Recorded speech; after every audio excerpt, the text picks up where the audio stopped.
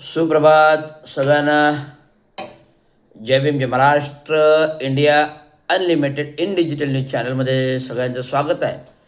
कालच्या विश्लेषण झालं, शिवसेनेच्या पक्षाबाबत विश्लेषण झालं आणि महाराष्ट्र नवनिर्माण सेना आणि शिवसेना, महाराष्ट्र नवनिर्माण सेना राजसाहेब ठाकरे आणि शिवसेना उद्धव बाळासाहेब ठाकरे.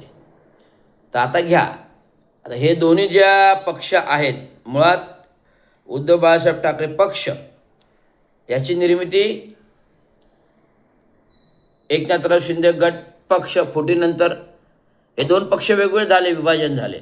काल विश्लेषण केलं मी शिवसेनेबाबत. आणि आज महाराष्ट्र नवनिर्माण सेना राजसाहेब ठाकरे 20 वर्षापूर्वी यांनी शिवसेनापासून फारकत घेतली. म्हणजे एक कौटुंबिक पक्षातून कौटुंबिक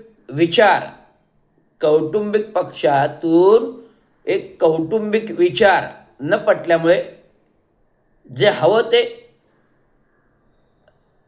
राजसाहेब ठाकरेंना न मिळाल्यामुळे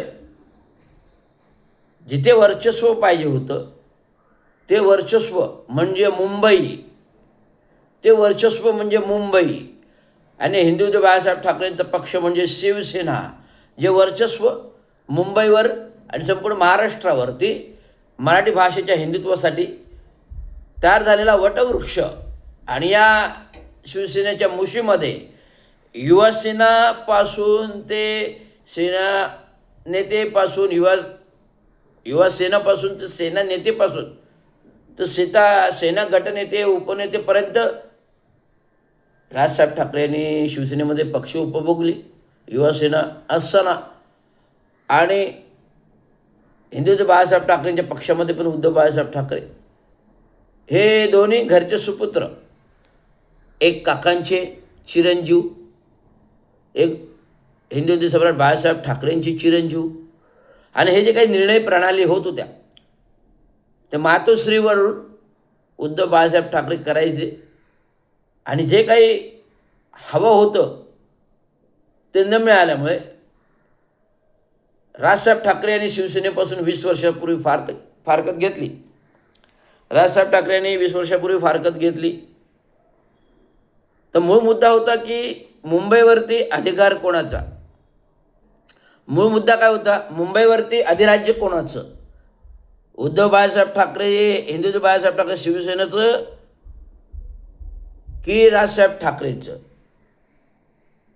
या दोघांच्या वर्चस्वामुळे घरामध्ये राजकारणामध्ये फूट आणि फारकत आणि महाराष्ट्र नवनिर्माण सेनेचा जन्म शिवाजी दादरच्या शिवतीर्थावर झाला. तर अशा प्रकारे राजसाहेब ठाकरेंच्या पक्षाचा उदय झाला, उगम झाला. सुरुवातीला जी काही पक्षाची ध्येय धोरणं पक्ष स्थापन करताना जी दिली होती, पक्ष स्थापन करताना जे काही राजसाहेब ठाकरे यांनी पक्षाची ध्येय धोरणं दिली होती, विचार नवीन होते, कोरा कागद होता. विचार नवीन होते, कागद कोरा होता. ब्लूप्रिंट बाहेर यायची होती. आणि ही ब्लूप्रिंट बाहेर येण्यापूर्वी, काढण्यापूर्वी त्याची अमोनिया प्रिंट झाली नाही. त्यामुळे महाराष्ट्राचा जो काही बहुउद्देशीय राजकारण झालं, त्याच्यामध्ये महाराष्ट्राचा जो काही विकास सगळेजण बोलतात, हिंदुत्व बाळासाहेब ठाकरे शिवसेना बोलते, महाराष्ट्रावर सत्ता शिवसेनेचा असणार, मुख्यमंत्री शिवसेनेचा असणार.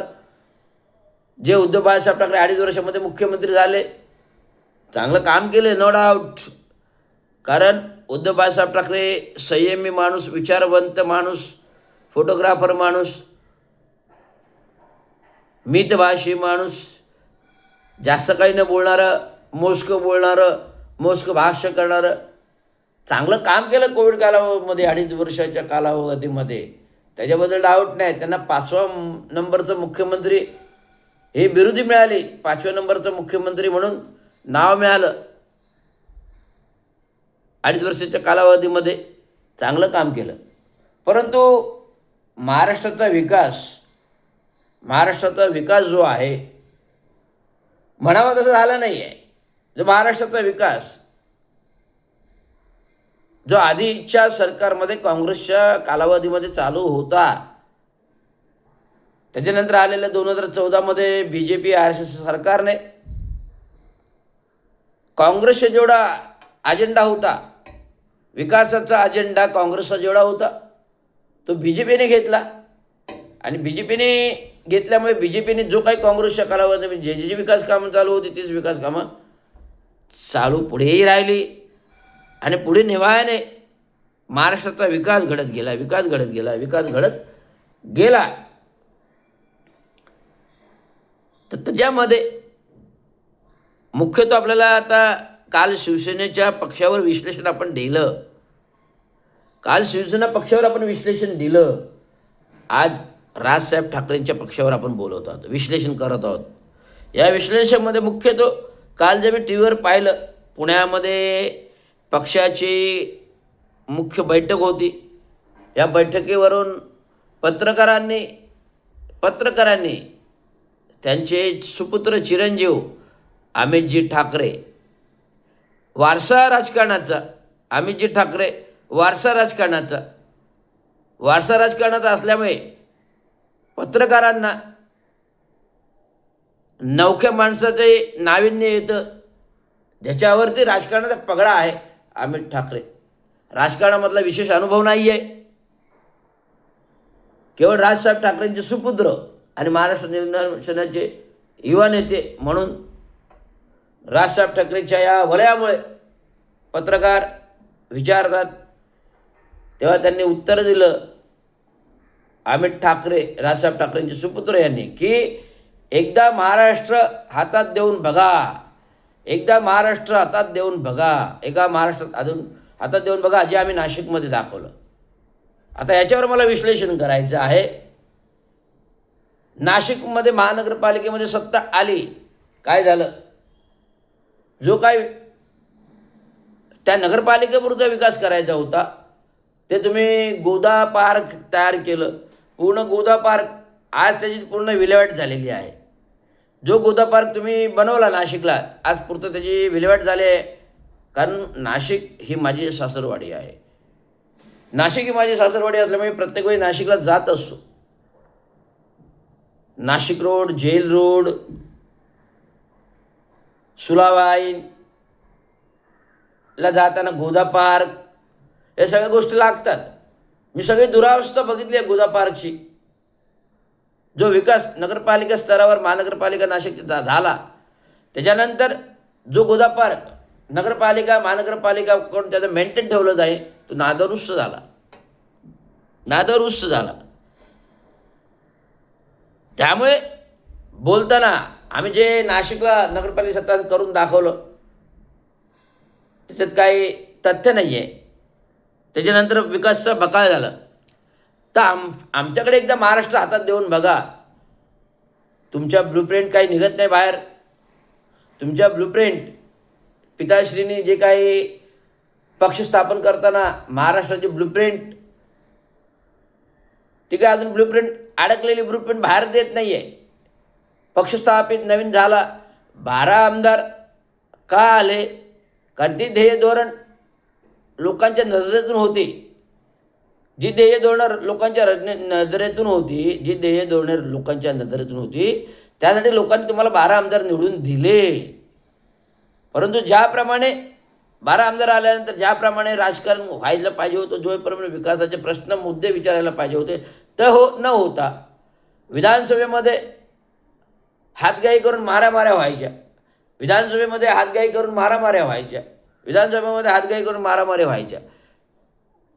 आणि जसं महाराष्ट्र नवनिर्माण पक्ष तयार झाला, त्यातून जे जे काही कार्यकर्ते महाराष्ट्रभर तुम्ही पसरवले झालेत ते केवळ आणि केवळ माहिती अधिकार 2005 जो अण्णा हजारेंनी आणला काँग्रेसच्या कालावधीमध्ये, माहिती अधिकार 2005 जो अण्णा हजारेंनी आणला, त्या माहिती अधिकार अंतर्गत हे जेवढं महाराष्ट्र नवनिर्माण मनसेने आहे, माहिती अधिकार कलम अंतर्गत विविध विकास कामांच्या माहिती मागून प्रशासनाला वेटीत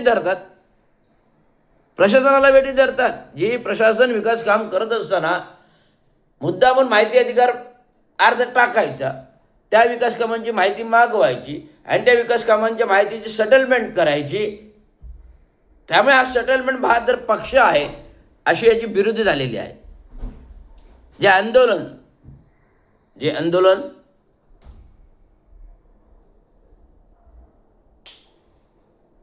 आंदोलन विकास कामांसाठी व्हायला पाहिजे होतं, जे आंदोलन पहिलं झालं टोल नाके बंद करणार, सगळे टोल नाके बंद झाले. त्यातले कुठले टोल नाके बंद करायचे, कुठले नाही करायचे याची लिस्ट लोकांपुढे आली नाही. जे लोक टोल नाके बंद करायला पाहिजे होते, मुंबईच्या वेशीवर ते, ठाण्याच्या वेशीवर ते, वसई विरार दहिसर नाक्यावरचे जे टोल नाके मुख्यतः बंद करायला पाहिजे होते ते टोल नाके बंद झालेच नाहीत. आणि जे टोल नाक्याचा वापर नव्हता अशा प्रकारचे टोल नाके बंद झाले, त्याला काही अर्थ नाही. आणि जेव्हा तुम्ही टोल नाक्याचं आंदोलन प्रथम घेतलं, सत्ता आल्यानंतर टोल नाक्याचं आंदोलन घेतलं, त्याच्यामध्ये कुठेतरी शासंकता आहे. टोल नाक्याचं आंदोलन घेतलं तर नंतर तो बंदच झाला. तुम्ही जे सांगितले टोल नाक्याची लिस्ट दिली, त्या एकी टोल नाक्याचा त्याला काही लोकांना फायदा नव्हता. परंतु मुंबईच्या वेशीवरचे जे टोल नाके आहेत, आनंदनगर टोल नाका आहे, मुलुंड चेक नाका आहे, इकडे चायना क्रीक घोडबंदर आहे, दहिसर टोल नाका आहे, इकडे विसर्ग पारघर टोल नाका आहे, त्या एकीकडे अहमदाबादला जाताना तिकडे टोल नाका आहे. तर अशा प्रकारचे जे काही टोल नाके मुंबईमध्ये एंट्री करताना आहेत, ठाण्यातून एंट्री करताना आहेत. कवा खारेघाट टोल नाका आत्ता त्याचा कॉन्ट्रॅक्ट संपला, कवा खारेघाट टोल नाक्याचा कॉन्ट्रॅक्ट संपला म्हणून तो कुठेतरी बंद झाला. असंख्य वर्ष त्याचं कॉन्ट्रॅक्ट संपलं म्हणून बंद झालं. त्यामुळे टोल नाक्याचं आंदोलन हे भपकं आंदोलन होतं, हे मी जाहीर आणि स्पष्ट बोलतो. भपकं आंदोलन होतं, त्याच्यामध्ये शासंकता होती म्हणजे कुठेतरी सेटिंग झाली, त्यामुळे ते आंदोलन मागे पडलं. आणि नंतर आलेले मुख्यमंत्री एकनाथरावजी शिंदे यांनी केवळ आपल्या ठाणे जिल्ह्याच्या ठाण्याच्या विकासासाठी पक्ष भेदाभेदीनंतर जे काही पक्ष तयार झाला, नंतर काय सत्ता आली, सत्तेतून ते मुख्यमंत्री झाले, त्याने जो काही निर्णय घेतला त्याच्या अंती ज्या फॅमिली गाड्या आहेत, 4 व्हीलर कार आहेत, त्यांना टोलबंदी झाली, त्यांना टोलबंदी केली गेली. परंतु राजसाहेब ठाकरेंच्या कालावधीत मुंबई नाक्यावरचे एकही टोलबंदी झाली नाही. लक्षात घ्या, मुंबईच्या वेशीवरील एकही टोल नाक्याची टोलबंदी झाली नाही. केवळ फॅमिली कारला आत्ता कुठे मुख्यमंत्र्यांनी निर्णय घेतल्यानंतर त्यांना टोलबंदी झालेली आहे, बाकीचे टोल चालू आहे. बांद्रा कुर्ला कॉम्प्लेक्सला जाताना, बांद्रा ब्रिजवरून जाताना, कोस्टल रोडवरून जाताना तिकडे टोल नाका आहे. त्यामुळे अशा प्रकारे हे टोल नाक्याचं आंदोलन फसवं होतं. आणि तदपूर्वी महाराष्ट्रामध्ये कुठलं परप्रांतीयांना नोकर भरतीसाठी रेल्वे स्टेशनवर झालेली मारहाण, परप्रांतीयांना नोकर भरतीसाठी रेल्वे स्टेशनवर झालेली मारामार,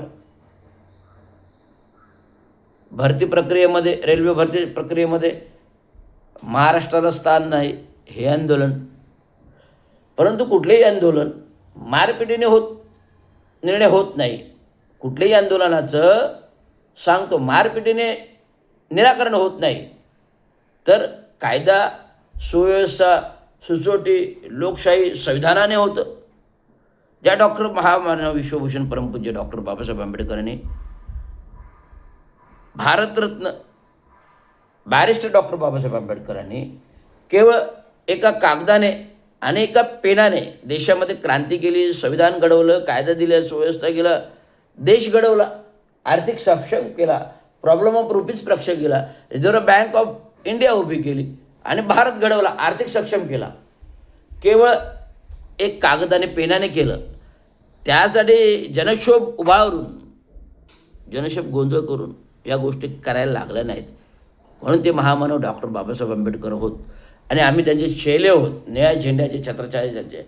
आणि कामगारांचं रक्त जे दिवंगत कामगारांचे चांगू शिंदेने दिले लाल झेंड्याचे, त्या कामगार चळवळीचे आम्ही नेते होत. त्यामुळे आता कामगार चळवळ करतो आणि कामगारांच्या मागण्या मंजूर करून देतो. केवळ कागद आणि पेन, केवळ कागद आणि पेन, केवळ कागद आणि पेन याच्यावरती आम्ही आंदोलनं जिंकली. प्रशासनाला मागण्या मंजूर करायला लागल्या, मुख्यमंत्र्यांना दखल घ्यायला लागली. या सर्व आंदोलनांच्या कामगार संघटनेच्या साथी जॉर्ज फर्नांडिस देशातील पहिले कामगार नेता, साथी जॉर्ज फर्नांडिस देशातील पहिला कामगार नेता, ज्याने मुंबईची रक्तवाहिनी बंद केली. रक्तवाहिनी म्हणजे लोकल ट्रेन बंद केला. ज्याने कोका-कोला अमेरिकन कंपनी बंद केली, स्वदेशी नारा दिला. देशाचे संरक्षण मंत्री झाले, रेल्वे मंत्री झाले. असे ते साथी जॉर्ज फर्नांडिस यांच्या तालमीत तयार झाले, यांच्याबरोबर तयार झाले. दिवंगत कामगार नेते चांगू शिंदे यांचे आम्ही चिरंजीव होत. चांगू शिंदे आता कामगार नेते हयात येत नाही. त्याने कुठलीही सत्ता भोगली नाही, केवळ सत्तेचं राजकारण केलं नाही. केवळ कामगार हा माझा दैवी शक्ती आहे आणि त्या बळावर त्यांनी स्वतःचं नाव जिवंत ठेवलं. अनेक संघटना घडवल्या, आंबेडकरी चळवळ घडवली. आंबेडकर चळवळीला न्याय हक्क दिले, कामगारांना न्याय हक्क दिले. अनेक प्लॅटफॉर्म, कामगारांना एक स्वतःची आर्थिक बँक चांगू शिंदे यांनी दिली. आंबेडकरी समाजाला प्लॅटफॉर्म म्हणून बौद्ध धम्म चक्र प्रवर्तन समाजासाठी शासनाकडून 15 गुंठे जागा दिली ठाणे स्टेशनजवळ. आज भव्य दिव्य बुद्ध विहार महाराष्ट्रात भूषण असं उभं राहणार आहे. आणि त्यांचे चिरंजीव ते गेल्यानंतर त्यांचं स्वप्न अर्धवट राहिलेले. 6 डिसेंबर 2012ला त्यांचं निर्वाण झालं. त्यांचं निर्वाण पण डॉक्टर बाबासाहेब आंबेडकरांच्या महानिर्वाण दिनी झालं. म्हणजे त्यांच्या कार्याची पोचपावती त्यांना मिळाली. हा अभिमान आहे. त्यांचा चिरंजीव कार्यकारी अभियंता सेवानिवृत्त, सेवेमध्ये असतानाही त्यांच्या युनियन 12 वर्ष चालवतो आहे, कामगारांच्या मागण्या करतो आहे आणि आजही प्रभावीपणे मांडतो. आणि आज संपूर्ण कामगारांच्या मागण्या यशस्वी लढा, परवाचं आंदोलन यशस्वी करून दाखवलं. महाराष्ट्र म्युनिसिपल कर्मचारी युनियन सपोर्ट महाराष्ट्र कामगार संघटना कॉन्ट्रॅक्ट लोकांचं आंदोलन यशस्वी करून दाखवलं. अशा प्रकारे आंदोलन आम्ही करतो. केवळ कागद आणि पेन या नियमाच्या आधारे आम्ही आंदोलन करतो. कुठला खळखटाक आंदोलन करत नाही. कुठला फटाकचं आंदोलन आम्हाला चालत नाही. लोकांना मारझोड आम्हाला चालत नाही. लोकांवर अन्याय अत्याचार केलेला आम्हाला चालत नाही. आम्ही कायद्याने करतो आणि यशस्वी करतो. आमचं दिखाव्याचं आंदोलन नसतं. आज तुम्ही दिखाव्याचं आंदोलन करताय. हे विश्लेषण का दिलं? जे ठाकरे बोलले एकदा महाराष्ट्र देऊन बघा. काय करणार महाराष्ट्र देऊन? काही एक विकास होणार नाही. राजकारणात होणार, काही एक विकास होणार नाही, राजकारण होणार नाही. त्यामुळे 0 आमदार 0 नगरसेवक, त्यामुळे 0 आमदार 0 नगरसेवक 0 ब्ल्यूप्रिंट अशी तुमची प्रतिमा आहे. त्यामुळे तुम्ही जरी काय तुमच्या सभेला प्रचंड गर्दी होत होती आणि होते, तुमच्या सभेला प्रचंड गर्दी होते, परंतु त्याचं मताचं परिवर्तन 0 होतं. मताचं परिवर्तन 0 होतं. हे विश्लेषण आहे. आणि आज हिंदी भाषिक त्रिभाषेवर एक कारण घेऊन जे का तुम्ही एकत्र आला ते केवळ मुंबई महानगरपालिकेचं निवडणूक जिंकण्यासाठी. परंतु मुंबई महानगरपालिकेची पतपेढी, बेस्ट पतपेढी मुंबईतील बेस्ट पतपेढी ती राजसाहेब ठाकरे आणि उद्धव बाळासाहेब ठाकरे राखू शकले नाहीत. तर आता मुंबई महानगरपालिकेचे भवितव्य ही राखू शकणार नाहीत आणि महाराष्ट्र राज्याची सत्ताही राखू शकणार नाहीत.